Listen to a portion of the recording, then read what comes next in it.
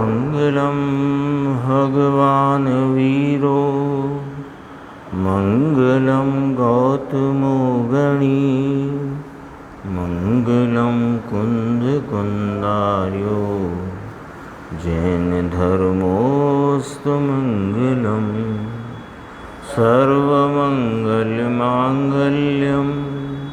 सर्वकल्याणकारकं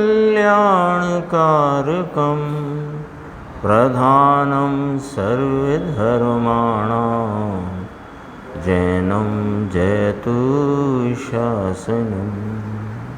नमः समय साराय स्वानुभूत्या चकासते चित्स्वभावाय भावाय सर्वभावांतरेच्छिदे।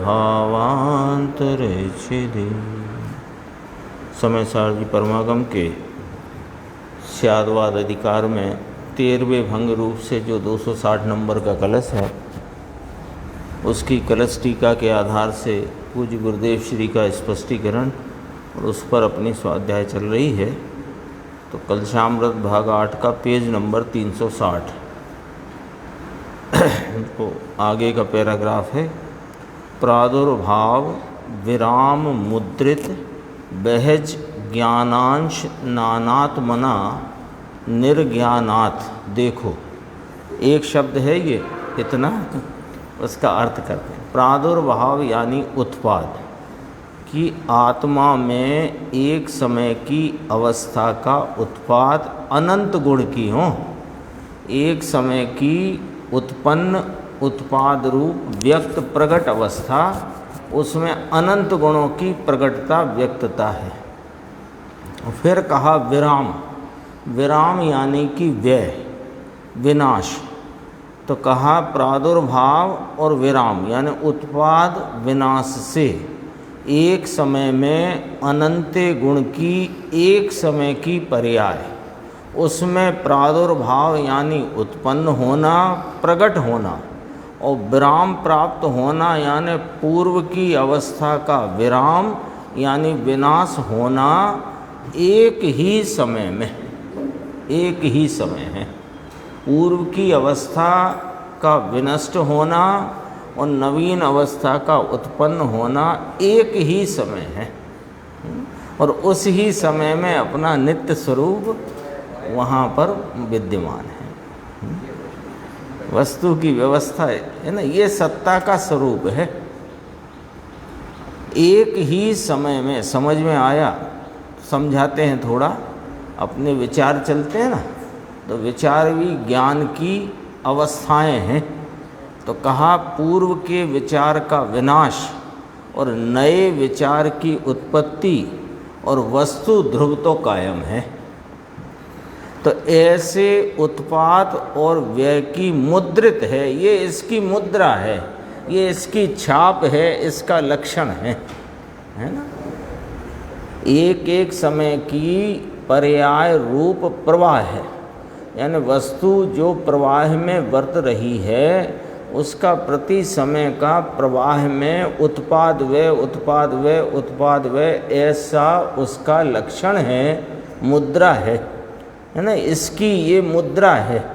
तो ऊपर से मिलाना देखो, प्रादुर्भाव और विराम यानी उत्पाद और विनाश से मुद्रित संयुक्त प्रवाह रूप जो उत्पाद व्यय यानी उत्पन्न होना, विराम माने विनाश होना, ये तो इसकी पर्याय का मुद्रा लक्षण या कि धर्म है। इसका ऐसा स्वभाव पर्याय का है, प्रवाह रूप है, संयुक्त बहित मुद्रित, मुद्रित माने लक्षित लक्षण वाली, ऐसे प्रवाह रूप। फिर कहा उस प्रवाह का जो पर्याय का जो क्रम है, प्रवाह में पर्याय क्रम है। कैसा है पर्याय क्रम? उत्पत्ति विनाश उत्पत्ति विनाश उत्पत्ति विनाश, ऐसा उसका लक्षण है। ऐसे क्रम रूप प्रवर्तन होना पर्याय का लक्षण है। ये पर्याय क्या है वो कहते हैं कि ज्ञानांश, ज्ञान की प्रधानता ली, ज्ञान गुण के अविभाग प्रतिच्छेद उनके कारण से, ज्ञान का एक समय का अंश, एक समय की पर्याय, अविभाग प्रतिच्छेद उनके कारण से, यानी ज्ञान गुण की व्यक्तता के जो अंश अविभाग प्रतिच्छेद उनके कारण से वर्तमान अवस्था। तो गुरुदेव ने सरल करके कह दिया कि वर्तमान अवस्था को अविभाग प्रतिच्छेद कहने में आया। यानी क्या कहा, अवस्था को अविभाग प्रतिच्छेद कहने में आया। अपन कल बात करी थी इसी पंक्ति के संदर्भ से कि 3 बातें आई थी कि ये पर्याय का क्या स्वरूप है कि वह उत्पाद विनाश वाली है ना, और एक समयवर्ती है तो त्रिकाल प्रवाह रूप के क्रम में वह उत्पाद वह वाली है। और उस पर्याय में क्या है कि पर्याय में प्रगटता है। प्रगटता किसकी है कि गुणों के अंशों की प्रगटता है। गुण के ही तो अंश उसमें प्रकट है पर्याय में। तो ज्ञानांश यानी ज्ञान गुण के अविभाग प्रतिच्छेद माने ज्ञान गुण के अंश, अविभाग प्रतिच्छेद उन अंशों में हीनादिकता होती है। तो उन हीनादिकता के कारण अवस्था में भेद पड़ते हैं। तो 3 बातें आई थी कि अवस्था भेद रूपता वाली है क्योंकि उसमें विविध रूपता है। वस्तु द्रव्य एक रूप स्वरूप है और उसकी प्रति समय की पर्याय वह विविध रूप है, उसका स्वरूप है, और वह उत्पाद व्यय वाली है। और उत्पाद व्यय वाली ऐसी जो विविध रूपता के भेद को प्राप्त होता भाव है उसे पर्याय कहा। तो ये विविध रूपता का कारण कौन है, तो यहाँ एक ज्ञान गुण को मुख्य लिया। तो ज्ञान के अंशों के प्रगटता, तो कैसे अंश अविभाग प्रतिच्छेद रूप ज्ञान गुण के अंशों की प्रगटता के कारण अवस्था में पड़ रहे हैं भेद। तो अवस्था भेद वाली है, उत्पत्ति विनाश वाली है, और भेद पड़ने की वजह उसमें प्रकट होते उस गुण के अंश रूप अनेक प्रकार के विविध भाव हैं, इससे वह अवस्था में भेद पड़ते हैं। ये इतनी बात आई थी। तो यहाँ सरलता से कह दिया, ज़्यादा विस्तार न कहकर, अवस्था को अविभाग प्रतिच्छेद कहा। तो अवस्था को अविभाग प्रतिच्छेद कहने में कोई दिक्कत है कि नहीं है? क्यों नहीं है? कि अवस्था क्या है कि उस गुण के अंश रूप प्रगटता का ही तो नाम है। तो अंश रूप प्रगटता कहो कि अविभाग प्रतिच्छेद कहो, एक ही बात हुई। क्योंकि अविभाग प्रतिच्छेद एक अंश को कहा, ऐसे अनेक अंशों की प्रगटता जिस अवस्था में है, जो प्रगटता का भाव है, उसे अवस्था कहते हैं। तो सरल कर दिया, अवस्था को अविभाग प्रतिच्छेद कहने में आता है। आगे 361 पेज पे है, देखो, नानात मना, ये पीछे की पंक्ति से मिलाते हैं। वर्तमान अवस्था में अविभाग प्रतिच्छेद उसके कारण से, आगे मिलाना, नानात मना, अनेक अवस्था भेद उनके जान पने के कारण से। उनको ही जानता है एकांतवादी अज्ञानी, बस वह पर्याय में पढ़ते हुए अवस्था के भेदों को ही देख रहा है, उनको ही जान रहा है। तो उनको जानता हुआ वह वस्तु को अनित्य स्वरूप मानता है, यानी कि पर्याय के विनष्ट होते ही वस्तु भी विनाश को प्राप्त हो जाती है। अनेक अवस्था भेद के कारण से विनाश हो गया ऐसा मानता है। ऐसा कहा ना इस एकांतवादी के संदर्भ में। किस कारण से ऐसा कहा था कि पर्याय के साथ साथ जाने कि मेरा नाश हो गया। अनेक गुण के अंशों के अनेक अवस्था के भेद से वह अवस्था नाश को प्राप्त हुई, तो मैं भी नाश हो गया। ऐसा एकांत अज्ञानी पर्याय को मानने वाला वस्तु को मानता नहीं तो वह पर्याय के साथ स्वयं नाश हो जाता है, ऐसा मानता है। ऐसा है एकांतवादी, उसके प्रति स्यादवादी प्रतिबोधते हैं। लो इसको अनेकांतवादी कहते हैं कि तुम कहते हो ऐसा नहीं है। वो चर्चा अपन अब 364 पेज पे देखते हैं।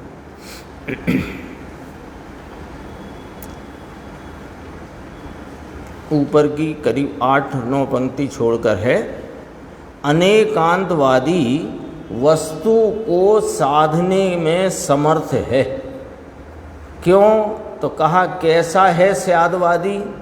चिद वस्तु नित्योदितम परिमृशन। लो 3 बातें कहीं और इन 3 बातों में पूरा स्यादवाद खड़ा कर दिया। चिद वस्तु यानी चैतन्य स्वरूप वस्तु, नित्योदितम माने नित्य उदित रूप है, ऐसा परिमृशन नाम प्रत्यक्ष अनुभव करता हुआ है वह स्वादवादी। तो वह अपना नाश पर्याय के नाश के साथ नहीं मानता। वह जानता है कि वस्तु के गुणों की प्रकटता उत्पन्न होती है, विनष्ट होती है, लेकिन वस्तु नित्य उदित रूप है, ऐसा वह प्रत्यक्ष अनुभवता है। आस्वाद रूप शब्द लिया है उसमें, प्रत्यक्ष आस्वाद रूप अनुभवता है। देखो, ज्ञान मात्र जीव वस्तु को, यानी मैं तो चिद वस्तु का अर्थ किया, ज्ञान मात्र जीव वस्तु, मैं तो ज्ञान चैतन्य ध्रुव नित्य हूँ। मेरा स्वभाव, अब देखो गुरुदेव की शैली, मेरा स्वभाव ज्ञान ज्ञान ज्ञान ज्ञान ज्ञान प्रकाश चैतन्य मूर्ति। तो धर्मी क्या साधते हैं, धर्मी क्या करते हैं, अज्ञानी क्या करता है, ये पहले कह दी गई है बात कि वह उत्पाद व स्वरूप पर्याय के साथ पर्याय का जो विनाश है उसके साथ अपना भी विनाश मानता है। आया था ना, क्षण भंग संग पतिता। हाँ, पर्याय गई मैं भी गया, क्योंकि अपने के नित्य स्वरूप को वो मानता नहीं। बस वो शरीर भी पर्याय है, संयोग रूप। उस संयोग में अपना पना किया है बस, और फिर वो गया। देखो, धर्मी क्या करते हैं और अज्ञानी क्या करता है, ये पहले कहा।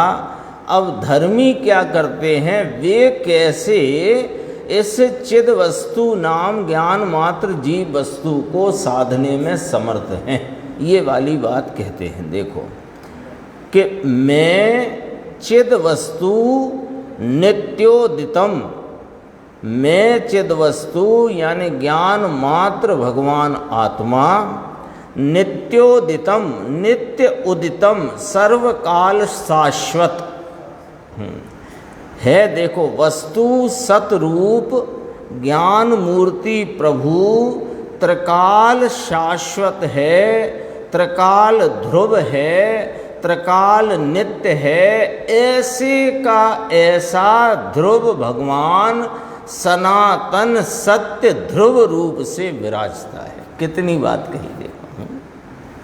प्रभु त्रिकाल, त्रिकाल का अर्थ लेना हमेशा, सदैव, सदैव शाश्वत स्वरूप है, एक बात कही। दूसरी कही सदैव ध्रुव है। तो 2 बातें हैं। देखो, शाश्वत और ध्रुव में थोड़ा फर्क समझना। शाश्वत माने बने रहना और ध्रुव माने ऐसे का ऐसा। फर्क आया, थोड़ा ख्याल में आया। शाश्वत और ध्रुव, शाश्वत तो अनादि अनंत काल प्रवाह में बने रहता है, ये शाश्वत है। और ध्रुव माने ऐसे का ऐसा। ध्रुव का अर्थ है ऐसे का ऐसा। देखो, दूसरे तरह से बात समझना कि प्रत्येक वस्तु की अनित्यता शाश्वत है, पर ध्रुव नहीं। प्रत्येक वस्तु है ना, आत्मा हो कि पुद्गल हो, तो प्रत्येक वस्तु की अनित्यता यानी उसकी परिणमनशीलता वो हाँ शाश्वत है, लेकिन ध्रुव नहीं, बदल जाती है। और यह जो अपना त्रैकालिक ध्रुव भगवान आत्मा, ये शाश्वत और ध्रुव है। ध्रुव माने ऐसे का ऐसा, अचल। देखो, ज्ञान मूर्ति वस्तु सतरूप, एक एक शब्द बहुत कीमती है। देखो, वस्तु, यहाँ किस वस्तु की बात चल रही? आत्मा की। तो मैं वस्तु, सतरूप माने वर्तमान सत्ता स्वरूप, क्योंकि सत्ता का स्वरूप वर्तमान होता है। सत्ता त्रिकाल रहती है, लेकिन कैसी? वर्तमान हो करके, है ना। तो मैं वस्तु सतरूप ज्ञान मूर्ति प्रभु त्रिकाल शाश्वत है, एक बात कही, यानी सदैव शाश्वत है। त्रिकाल ध्रुव है, नाम सदैव ध्रुव है। फिर कहा त्रिकाल नित्य है। फिर ध्रुव का अर्थ किया गुरुदेव ने, ऐसे का ऐसा ध्रुव, एवो ने एवो ध्रुव, ऐसे का ऐसा, सदृश सदृश सदृश सदृश सदृश सदृश परिणाम है।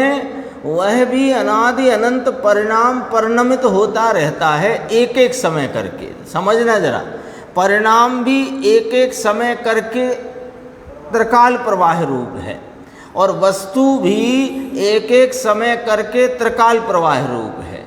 लेकिन परिणाम बदलता हुआ अध्रुव रूप है और वस्तु ध्रुव रूप है। ये लक्षण है। ये एक ही समय में पर्याय को गौण करके द्रव्य स्वभाव को लक्ष्य में लेने वाला ये लक्षण है। कैसे? कि वो जो अध्रुव भाव है, वो जो बदलता भाव है, वह गौण कर देने योग्य है, और जो प्रत्येक बदलने के साथ नहीं बदलता, वह ध्रुव स्वरूप वह मैं हूं। तो नित्य अनित्य दोनों आ गए ना। तो नित्य अनित्य आ गए, लेकिन अनित्य भाव गौण करने योग्य है, जानने योग्य है, लेकिन आलम्बन के योग्य नहीं। और नित्य भाव आलम्बन के योग्य है। ये लिया, देखो, ऐसे का ऐसा ध्रुव भगवान सनातन सत्य। सनातन सत्य यानी अनादि से सतरूप रहा हुआ। सनातन सत्य का अर्थ, सत्य, सत्य शब्द है ना, तो सत्य शब्द से सतरूपता, और सनातन माने अनादि की, है ना। पुराण शब्द भी बोलते हैं इसको, पुराण कहो, अनादि कहो, सनातन कहो। तो सनातन सत्य कैसा विराजमान है? ध्रुव रूप से विराजते हैं। ऐसा धर्मी जानते हैं, मानते हैं। समझाए से काई? देखो, अपनी वर्तमान दशा में त्रिकाल द्रव्य को सिद्ध नाम नक्की करते हुए अपनी पर्याय में आनंद को अनुभवते हैं। क्या गजब की पंक्ति है, बोलो। यही धर्म है, यही कर्तव्य है, और इसमें ही हित है। हित रूप, प्रयोजन रूप, कर्तव्य रूप और धर्म रूप यही है। तो अभी कहा था ना कि पशु नश्यति और स्यादवादी जीवति, ऐसा आया ना कलश में। पशु नाम एकांतवादी अज्ञानी नश्यति, अपने स्वयं ही नाश को प्राप्त हो रहा है। यानी उसका अर्थ कहा, वस्तु तो अविनष्ट, अनुत्पन्न अविनष्ट स्वरूप है, वो तो कोई नाश को प्राप्त होती नहीं। लेकिन वह अज्ञानी अपनी मान्यता में, अपने श्रद्धान में पर्याय के साथ अपना भी विनाश मानता हुआ अपने को अपनी श्रद्धा में नाश करता है, श्रद्धा में नाश करता है। तो वह जो श्रद्धा में नाश करता है उसका अर्थ क्या किया कि यह एकांतवादी अज्ञानी वस्तु को सिद्ध करने में असमर्थ है। वस्तु तो वस्तु है, वस्तु तो वस्तु है। सोना है, वो चूड़ी आकार हो कि अंगूठी आकार हो कि बाजूबंद आकार हो, सोना तो सोना ही है। लेकिन जो सोने के मात्र बाजूबंद आदि आकारों को ही और वस्तु माने, सोना माने, और उन आकार के विनष्ट होते सोने का नाश माने, तो सोना तो नाश को कहाँ प्राप्त हुआ है? उसकी मान्यता में सोना चला गया कि ये नाश को प्राप्त, इसलिए दुखी है। तो वह अज्ञानी जीव सोने की सिद्धि करने में असमर्थ है, और ज्ञानी समझदार सयाना व्यक्ति उस ही काल में गोल गोल चूड़ी में 2 हथौड़े से चपटी हो गई, तो वो जो सयाना है वो सोने को सिद्ध करने में समर्थ है, तो जीवती ये लिया ना। अब देखो ये पंक्ति में, इस लाइन में कितनी गजब की बात कही कि कैसे सिद्ध हुआ, सिद्ध कैसे हुआ। अपने को ये तो पता लग गया, ऊपर अभी पढ़ा कि यह ज्ञान स्वरूपी चैतन्य मूर्ति प्रभु त्रिकाल शाश्वत, त्रिकाल ध्रुव, त्रिकाल नित्य, ऐसे का ऐसा रहा हुआ ध्रुव स्वरूप अनादि सनातन सत्य भगवान आत्मा है। अभी पढ़ा ना यही। पर ये सिद्ध कैसे हुआ? ये वाली बात देखो कितनी गजब की करी कि अपनी वर्तमान दशा में, अब देखना, अब थोड़ा ध्यान देना इस बात पे, अपनी वर्तमान दशा में त्रिकाल द्रव्य को सिद्ध किया है। लो पर्याय में ही अपने शाश्वत ध्रुव भाव को नक्की कर लिया।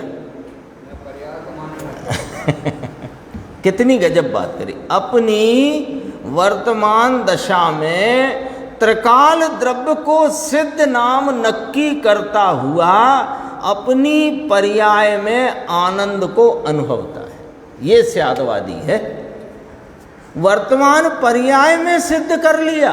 किसको? ध्रुव वस्तु नित्य स्वरूप को। कहाँ? अनित्य पर्याय में। अब देखो, अनित्य पर्याय में देखा, अनित्य ने देखा, और देखकर आनंद भी अनित्य में आया। पर्याय का नाम अनित्य रखा ना अपन ने, है ही।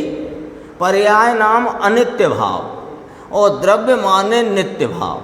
ठीक है, तो अनित्य पर्याय में अनित्य पर्याय ने उस नित्य ध्रुवता को देखकर उस अनित्य पर्याय में आनंद का अनुभव किया है।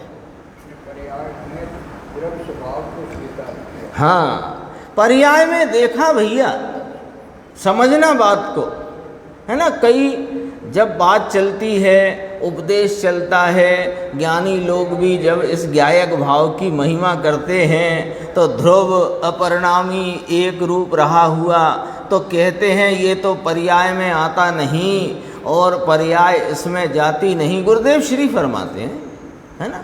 तो उसमें समझना अपनी जिम्मेदारी है कि वो गुरुदेव श्री और आचार्य भगवान का कथन का तात्पर्य क्या है। हम तो एक ज्ञायक को ऊर्ध्व रखते हैं, हमारे तो एक ज्ञायक ही ऊर्ध्व रहता है। अरे ज्ञायक ही ऊर्ध्व रहता है का मतलब क्या समझे आप? कहाँ है वो ज्ञायक? उसका पता मालूम है आपको?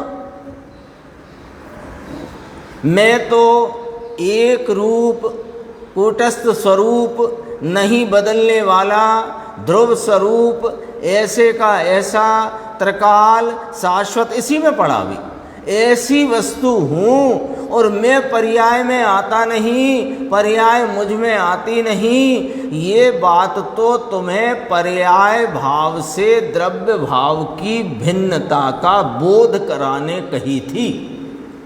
और ऐसी बात कह करके ये कहा गया है कि पर्याय में पर्याय रूपता से भिन्न जो ध्रुव रूपता का भाव है वो तुम हो, और पर्याय है वो तुम नहीं हो। एक गायक हमको ऊर्ध्व है, हमको तो हमेशा एक एक घंटे चिंतवन चलता है कि मैं गायक, मैं गायक, मैं गायक, मैं गायक। अरे भैया, पर वो गायक है कहाँ? तो कहा पर्याय में। लो, पर्याय में है वह गायक, वो तो पर्याय से रहित है कि हाँ, पर्याय में पर्याय पने से रहित जो भाव है वो गायक है। पता तो ये है उसका। चिट्ठी कैसे पहुंचेगी? पता सही होगा तो पहुंचेगी। तो अपनी वर्तमान पर्याय समझो चिट्ठी है, तो सही पते पर गई वो वर्तमान पर्याय, तो वर्तमान पर्याय आनंदित हो गई। आनंद के अनुभव रूप आस्वाद रूप परिणम गई, निर्मलता से परिणम गई, सुख शांति वीतरागता से परिणम गई। तो भैया ये गायक मिला कहाँ तुमको? इसमें लिखा है, मन से नहीं बोलते हैं। देखो लिखा कि नहीं लिखा, दोबारा से पढ़ो। अपनी वर्तमान दशा में त्रिकाल द्रव्य को सिद्ध करता।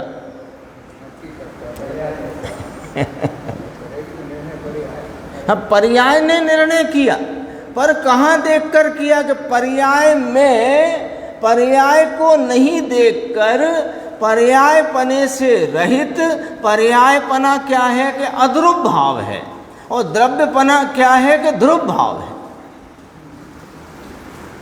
हैं दोनों एक समय में। हाँ, वो एक एक समय में उत्पन्न विनष्ट होती अनादि अनंत प्रवाह रूप है। तो उस प्रवाह में वस्तु भी एक एक समय ध्रुव रूप रही हुई है। ये बात पकड़ना जरूरी है। कितने ही बहुत बड़े बड़े अपन ग्रंथों के द्वारा ग्रंथों के माध्यम से बहुत स्वाध्याय करो, लेकिन मूल तात्पर्य पकड़ना बहुत जरूरी है। कितनी गजब की बात कही। कैसे आए बात? नहीं निकल सकती। देखो देखो, सब ये तो बोलते आपने सुने होंगे कि वर्तमान दशा ने नक्की किया, पर ऐसा देखो यहाँ क्या लिखा, वर्तमान दशा में नक्की किया। किया पर्याय नहीं नक्की है, लेकिन कहाँ कि पर्याय में। लो, पर्याय में तो पर्याय से तो रहित कहते हो आप द्रव्य, तो पर्याय में पर्याय पने से रहित कहते हैं। भैया बात को समझो जरा, पर्याय छोड़कर कहाँ चला जाएगा? और तुम पर्याय में देखने के अलावा देख भी कहाँ सकते हो?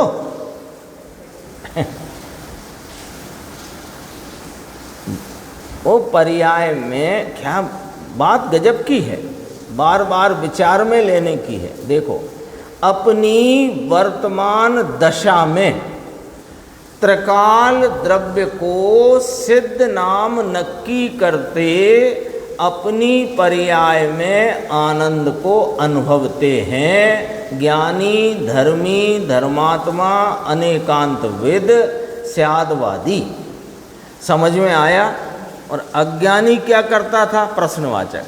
अज्ञानी की बात हो गई ना, तो यहाँ याद दिलाते हैं तो गड़बड़ कहाँ थी और कैसे मिटी, कि वह एक समय की पर्याय में राग द्वेष पुण्य पाप करके इतना मैं हूँ ऐसा मानकर और मिथ्यात्व राग देश को अनुभवता है।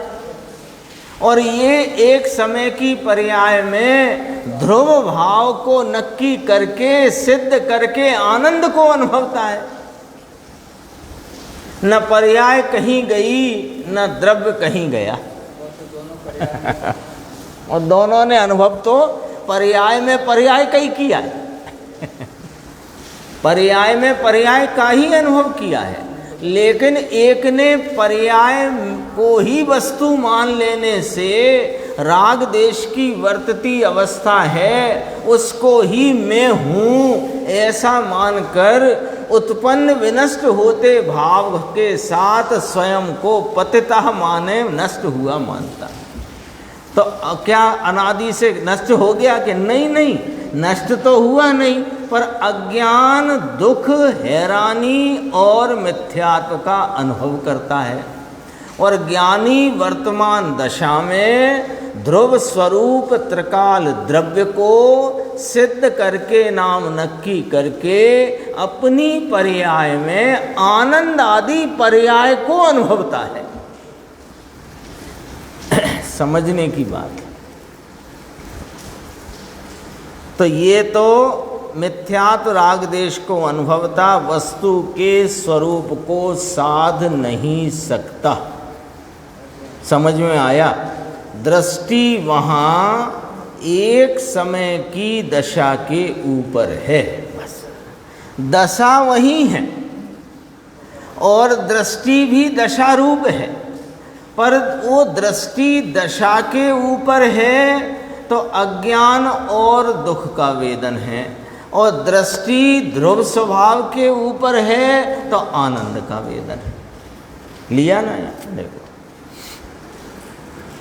वहाँ राग और द्वेष पुण्य और पाप को मानता है कि ये मैं हूँ, फिर माने भले कि ये इसने किया ये रखा, लेकिन ये भाव को करता और इतना ही आत्मा मानता। त्रिकाल द्रव्य स्वभाव भगवान आत्मा हूँ ये वस्तु की दृष्टि नहीं करता था, सो एकांतवादी अज्ञानी। अब वही जीव, अपन तो ऐसे लो, वही जीव अपनी वर्तमान दशा में पर्याय में वर्तमान अवस्था में अपनी ध्रुवता को देखता हुआ मैं ध्रुव स्वरूप हूँ ऐसा अवस्था में नक्की करता हुआ वह आनंद का अनुभव करता है। ये बात कही। देखो, धर्मी जीव इस प्रकार वस्तु को सिद्ध कर सकता है, साध सकता है। खुलासा, मैं तो नित्य आनंद कंद ज्ञायक हूँ, ज्ञान ध्रुव वस्तु हूँ। एक समय की अवस्था में पलटना होने पर भी वस्तु तरीके ज्ञान मूर्ति चैतन्य सूर्य ध्रुव है, नित्य है, कायम टिकता तत्व है।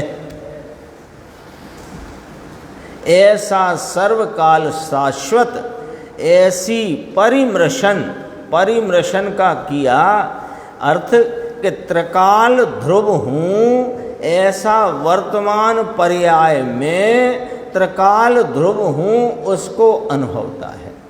ध्रुव को अनुभवता है ये कहने की बात है। ध्रुव को दृष्टि में लेता हुआ उसको सिद्ध करता नाम आप रूप उसको अनुभवता हुआ उसकी सामर्थ्य की निर्मल प्रगटताओं को अनुभवता है। परिमृशन समस्त प्रकार से अनुभवता है। तो गुरुदेव ने कहा, यहाँ पांडे राजमल जी साहब ने, परि का शाब्दिक अर्थ होता है समस्त प्रकार से, अच्छी तरह, परि का अर्थ है ना। लेकिन यहाँ कहा कि परि का अर्थ समस्त ना करते हुए प्रत्यक्ष किया है, क्योंकि पांडे जी की शैली है कि वे शब्दार्थ की चिंता नहीं करते। आचार्य भगवान के शब्द में भाव क्या भरा है वो रखते हैं। प्रत्यक्ष कहा, परिणाम प्रत्यक्ष। खूबी तो देखो इनकी, समझ में आया। परिमृशन भारी, लेकिन शब्द भी बहुत भारी। परि यानी प्रत्यक्ष, मृशन यानी आस्वाद का अनुभव, आस्वाद रूप अनुभव। भाषा देखो, भाषा क्या कहते हैं। आगे चलते हैं 366 पेज पे। अभी तो और गंभीर चर्चा है इसमें, ऊपर की 10 लाइन छोड़ के देखो। वस्तु आत्मा एक सेकंड के असंख्यवें भाग में ध्रुव और एक समय की दशा, ये दो होकर के पूरा तत्व है। ये पूरी वस्तु है। पदार्थ क्या है? उत्पाद व ध्रुव युक्तम सत, आया ना, गुण पर्यायवत द्रव्यम, सब आ गई ये बात। वो उसको समझाया कि आत्मा त्रिकाली और पर्याय एक समय की, कि ना ना सुनो, एक एक समय में उत्पन्न विनष्ट होता भाव पर्याय, और उस प्रत्येक समय में जो अनुत्पन्न अविनष्ट ध्रुव एक रूप शाश्वत वह द्रव्य। आत्मा त्रिकाली तो 3 काल में देखने जाओगे, और पर्याय एक समय की, तो भैया एक समय की पर्याय ही देखेगी ना, तो एक समय की पर्याय 3 काल में कैसे जाएगी देखने, ये बता दो आप तो। हाँ, विषय बना ही नहीं सकती। वह एक समय की वर्तमान ज्ञान की अवस्था, और जो विषय बने वह भी वर्तमान चाहिए, क्योंकि वो त्रिकाल में पसरने में वर्तमान ज्ञान तो उसको तो असमर्थ कहो कि नामुमकिन कहो। हाँ, केवल ज्ञान भी बलात् जानता है, जानता तो वर्तमान को वर्तमानवत है। हाँ, उसमें शब्द आया वर्तमान वत जान लेते हैं, वर्तमान वत जान लेते हैं, खरे घर तो वे हाँ बलात् जान लेते हैं, उसमें शब्द डाला। अन्यथा ऐसे ज्ञान की दिव्यता क्या फिर यदि ना जाने, ऐसा लिया। लेकिन ज्ञान की व्यवस्था है। तो वस्तु जिस समय में जो पर्याय उपयोग की, ज्ञान की एक समय की दशा जो वस्तु को जाने, तो वस्तु उस समय में पूरी होनी चाहिए, तब तो पूरे को विषय बनाएगी वो। तो वही बात यहाँ प्रथम पंक्ति में कही। वस्तु आत्मा एक सेकंड के असंख्यवें भाग में, यानी एक समय में ध्रुव और एक समय की दशा, यानी प्रत्येक समय में ध्रुव और उत्पन्न दशा, प्रत्येक समय में ध्रुव और उत्पन्न दशा। दशा का क्या हुआ कि वह अगले समय में नष्ट हो गई, और वस्तु का क्या हुआ कि वो ऐसे का ऐसा रहा। ये लक्षण है, इस लक्षण से पकड़ना पड़ेगी वस्तु, इस लक्षण से पकड़ में आएगी वस्तु। ये दो हो करके पूरा तत्व है। अब दो हो करके पूरे तत्व में वस्तु तो इस प्रकार है भैया। अज्ञानी क्या गड़बड़ कर रहा कि एक ही समय की पर्याय का तत्व मानने वाला ध्रुव को अवलंबन किए बिना, इसको ध्रुव की प्रतीति बिना, ध्रुव का श्रद्धान मान्यता किए बिना इसको आनंद और श्रद्धा हो सकती नहीं। समझ में आया? अर्थात आनंद का अनुभव और ध्रुव की श्रद्धा बिना आनंद नहीं होता, तो तब होता क्या है? अज्ञानी ध्रुव को अवलंबन किए करता नहीं, और एक समय की पर्याय के साथ ही अपना नाश मानता है, क्योंकि पर्याय तो नाश को प्राप्त होती है। तो इसको आनंद का अनुभव नहीं हो सकता, ध्रुव की श्रद्धा नहीं हो सकती। दो बातें कहीं। मैं ध्रुव स्वरूप ज्ञायक वस्तु शाश्वत ध्रुव हूँ, ऐसी श्रद्धा नहीं हो सकती, और आनंद का अनुभव नहीं हो सकता, है ना? तो फिर क्या होता है इसको कि एक समय की दशा को आत्मा मानने वाले को होता है क्या कि दुख और राग द्वेष होता है, नियम है। वह अपने दुख को मिटा सकता नहीं, दुख का वेदन उसको करना ही होगा। होए गई होए गई, ये इसके सामने लिया, सामने आमने लिया। देखो क्या इस पूरे पैराग्राफ में क्या एक नक्शा बनाया कि वस्तु प्रत्येक एक समय में ध्रुव रूपता से रही हुई है और पर्याय प्रति समय उत्पन्न विनष्ट होती है। इस प्रकार दो होकर के पूरा पदार्थ है। अब जो इस ध्रुवता का अवलंबन नहीं लेता वह राग देश और दुख को वेदता है, और जो प्रत्येक समय में मौजूद हाजिर रहे ध्रुव का अवलंबन लेता है वह आनंद और शांति का वेदन करता है, उसका आस्वादन करता है। आमने सामने बात करी, बहुत गजब की बात करी। अनित्यपना को एकले को एकमात्र अनित्यपना को मानने वाला आत्मा अनित्यपने ऐसे जो राग और द्वेष और दुख इसको वेदता है, दुख को ही अपना स्वरूप मानता है। लो समझ में आया, दुख को ही अपना स्वरूप मानता है तो दुख तो मिटना चाहता है। जे त्रिभुवन में जीव अनंत सुख चाहे दुख ते भयवंत, वे तो दुख मिटना चाहते हैं। फिर आप कह रहे हो वो दुख को ही अपना स्वरूप मानता है। अरे पर्याय में अभी दुख है कि नहीं, और पर्याय मात्र को माना है, और जो सुख स्वरूप त्रैकालिक ध्रुव शाश्वत है उसे मानता नहीं, तो दुख को ही तो अपना स्वरूप माना है। अब मिटना चाहता है तो मिटता तो है नहीं। क्यों नहीं मिटता, उसकी बात ऊपर की जा चुकी है कि ध्रुव को अवलंबन किए बिना ध्रुव की प्रतीति नहीं होती, आनंद का अनुभव नहीं होता। हाँ, सिद्धांत वाक्य है, सिद्धांत वाक्य है। ध्रुव का अवलंबन करे नहीं और सुख प्राप्त करना चाहे तो क्या हो गया कि रेती में तेल निकालने जैसी इसकी मूर्खाई है। रेत में से तेल निकालने का कार्य करे तो कितना तेल प्राप्त करेगा और कितने समय में करेगा, कभी नहीं हो, कतई नहीं। तो फिर कैसे होता है कि ये सुख स्वरूप ध्रुव रूप परिपूर्ण तत्व जो हर पर्याय में विराजमान है, ये पता प्राप्त कर लो भैया, ये पता ले लो ज्ञायक का, यहीं मिलेगा, कहीं नहीं मिलेगा। कहाँ जाएं कि कहीं ना जाओ, अपनी पर्याय में जो हलचल है उसको जिस उपयोग दशा ने गौण किया तो वह अचल तत्व निगाह में दृष्टि में आता है।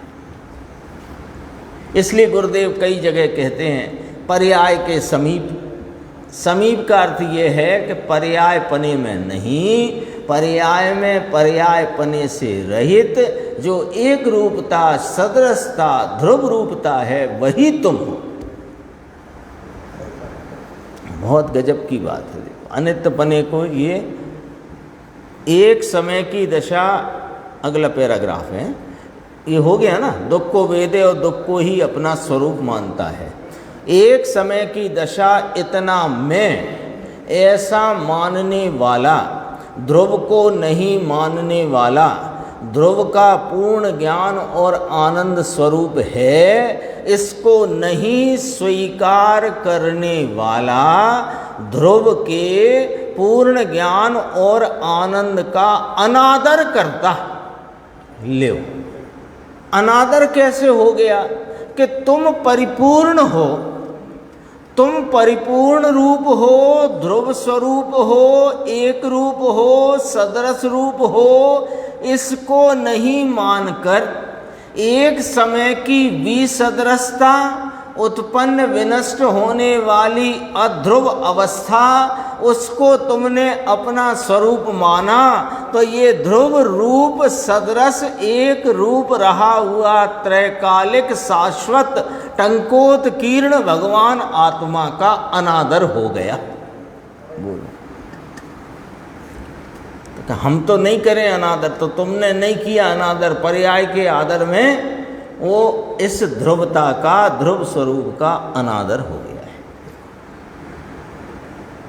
तो आनंद, पूर्ण ज्ञान और पूर्ण आनंद का अनादर करते एक समय की पर्याय वाला, मानने वाला, आनंद से विपरीत दशा दुख और पूर्ण ज्ञान का अभाव, इसका नाम अंदर अज्ञान, इतना ही मात्र पर को जानने का भाव, इतने को वेदे, ये दुख को और राग द्वेष को वेदता है, अनुभवता है, स्वाद लेता है।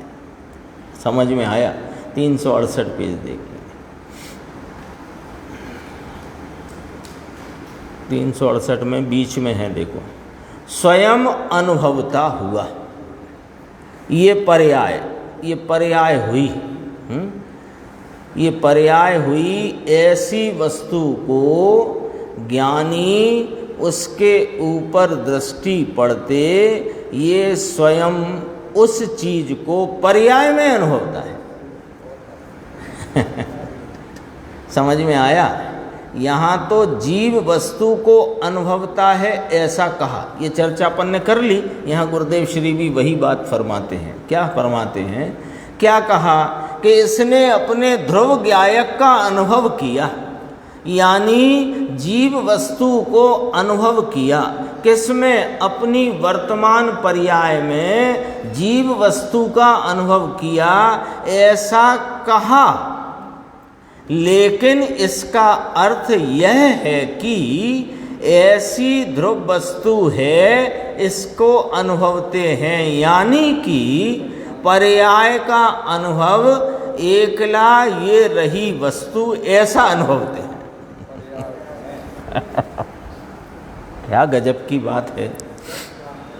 क्या कह दिया कि जब वर्तमान दशा उपयोग की पर्याय पने रूप जो हलचल है, जो विविधता है, उस पर से लक्ष्य छोड़कर पर्याय में विद्यमान ध्रुवता, सदृशता, एक रूपता को लक्ष्य में लिया, तो वहाँ पर्याय में वस्तु के अनंत स्वाभाविक सामर्थ्य की स्वाभाविक निर्मल परिणति उछलती है। उस अनंत गुणों की जो निर्मलता की प्रकटता है, उसका अनुभव करती है पर्याय। इसको कहते हैं कि वस्तु का अनुभव, आत्मा का अनुभव, ध्रुवता का अनुभव, ऐसा कहते हैं। अनुभव तो पर्याय में पर्याय का अनुभव है, पर्याय में द्रव्य का अनुभव नहीं होता है।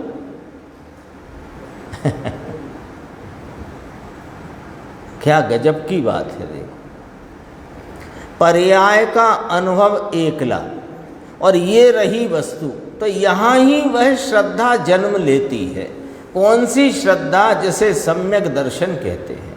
फिर दोबारा से, वर्तमान अवस्था, उस वर्तमान उपयोग की अवस्था ने जब पर्याय पने रूप जो विविध रूपता है, उसको लक्ष्य में से छोड़कर एक रूप ध्रुव सदृशता वाले भाव को लक्ष्य में लिया, तो उस ध्रुव वस्तु की अनंत स्वाभाविक सामर्थ्य का निर्मल प्रकटपना पर्याय में अनुभव में आता है। ये अनुभव होते ही श्रद्धा उस अनुभवते ही अंगीकार करती है कि यह मैं आत्मा। वो ऐसा अनुभव नहीं करती कि ये आनंद सो आत्मा।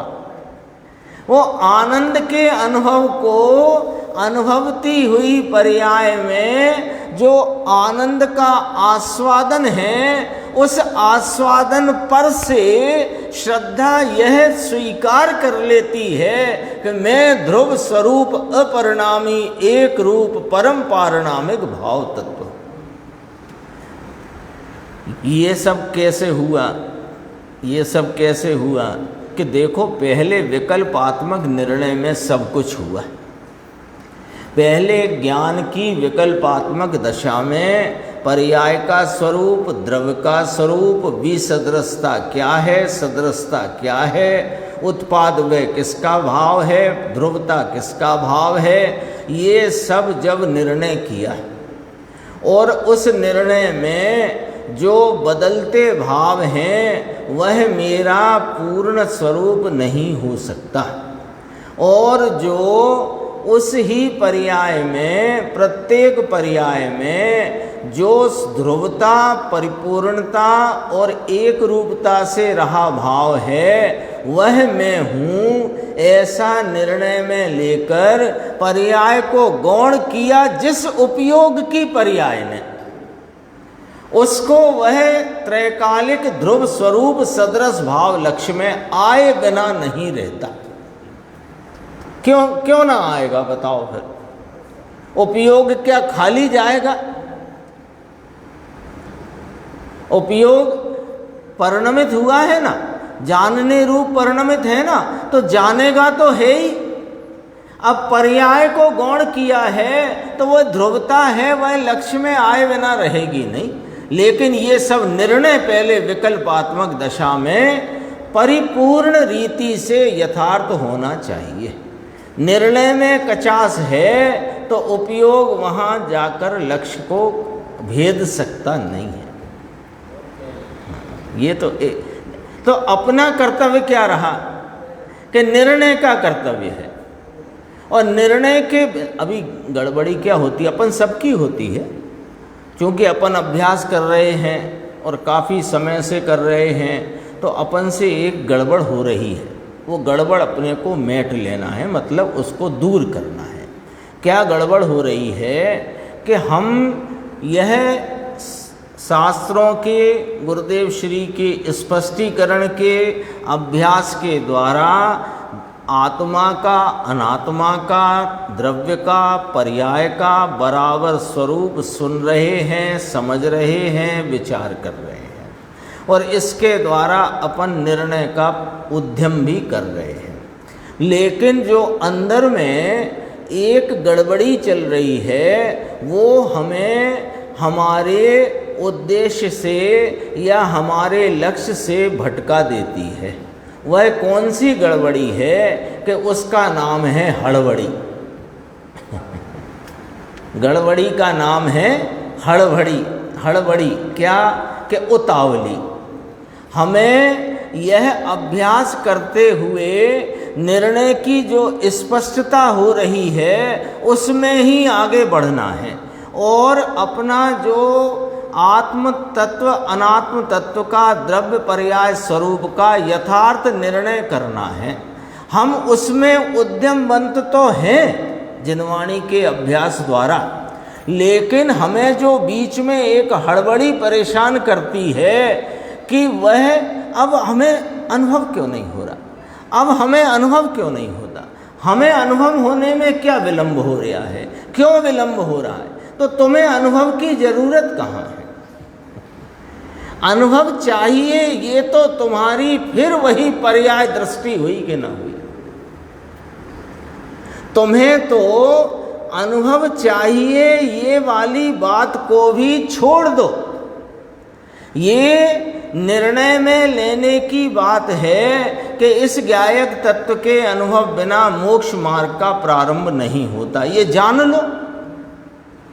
लेकिन वह अनुभव क्यों नहीं होता, क्यों विलंब है, कैसे होएगा, क्या करना चाहिए आदि इत्यादि प्रकार की उतावली हमें हमारे यह जो निर्णय, तत्व निर्णय का जो उद्यम है, इससे हमें विचलित कर देती है। तो हमें क्या करना है कि हमें विचलन नहीं करना है। हमें तो हाँ, ये पंडित जी टोडरमल जी साहब ने भी कहा, गुरुदेव श्री भी फरमाते हैं। चेतन भाई का एक प्रवचन आया था, यहीं अशोकनगर में किया था, उसमें उन्होंने कहा था कि जिन वाणी में निर्णय की बड़ी कीमत है, हाँ, सम्यक दर्शन से भी बड़ी कीमत निर्णय की है, क्योंकि सम्यक दर्शन रूपी जो अनुभव की दशा है वह तो स्वतः प्रकट हो जाएगी, तुम निर्णय तो करो। हाँ, निर्णय चाहिए। तो हम, यद्यपि हम ये नहीं कहते कि हम लोग मिलकर के निर्णय के प्रति उद्यमवंत नहीं हैं, निर्णय का उद्यम चल रहा है, लेकिन साइड में जो उतावली है ना, वो हमें विचलित कर देती है। उतावली छोड़ दो कि कब होएगा, कि जब होना होगा तब होगा। मेरे को तो अपने स्वरूप का यथार्थ निर्णय चाहिए, है ना। तो उसमें हमें कुछ फ़ायदा है कि इतना फ़ायदा तो अवश्य भैया कि निर्णय में जितना जितना स्पष्टता बढ़ेगी उतना उतना अंतरंग में हर्ष बढ़ता है, क्योंकि जिस कार्य के, जिस लक्ष्य के प्रति हमें जाना है उस तरफ जाते हुए, जैसे हमें मान लो इंदौर जाना है, कार से जाना है, तो हम जा रहे हैं, जाते जाते हमने माइलस्टोन देखा, तो माइलस्टोन पे लिखा है इंदौर 90 किलोमीटर, तो अब 90 रह गया, तो ये हर्ष हुआ कि ना? बस इतनी बात है। तो वो हर्ष कोई आनंद हो गया है कि ना इस भुलावे में ना रहना। वो तो एक उस तत्व निर्णय के प्रति के उद्यम में स्पष्टता निर्णय के प्रति की बढ़ते हुए सहज ही उस प्रकार का हर्ष होता है। देखो, पर्याय का अनुभव ये हो गया, पर्याय में ऐसा जानकर मानकर वेदता है, तो पर्याय में वस्तु को ध्रुव स्वरूप जानता है, ध्रुव स्वरूप मानता है, और उसकी अनंत सामर्थ्य की स्वाभाविक निर्मलता को वेदन करता है।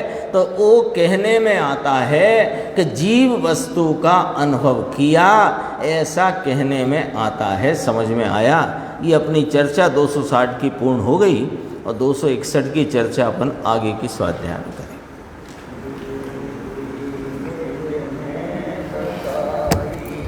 यह अनंत उपकार है उसके लिए जिन वाणी माँ